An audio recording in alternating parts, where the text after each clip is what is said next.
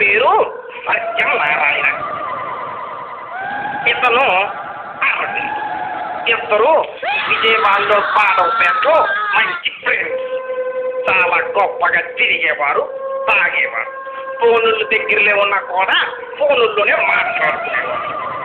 వీళ్ళిద్దరికి చాలా మంచి స్నేహం ఏర్పడింది. ఒకరోజు ఏమైందో తెలియదు కానీ సత్యనారాయణకి అరవింద్ మీద కోపం వచ్చింది.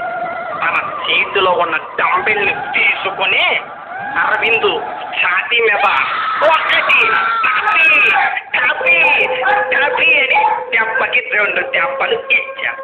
దానితో అరవింద్ గొప్ప కూలిపోయి చచ్చిపోయాడు. ఇంకా కోపం తిన సత్యనారాయణ ఆయన మెడపట్టుకొని పిచ్చికాడు. పూర్తిగా చచ్చిపోయాడు అని తను తెలుసుకున్న తర్వాత అక్కడి నుంచి పారిపోయాడు. పోలీసులు సత్యనారాయణ పెట్టుకోవడానికి తిరుగుతున్నారు. చూశారా? మంచి స్నేహితులు ఎంచుకోకపోతే ఇదిగో మీ బతుకులు కూడా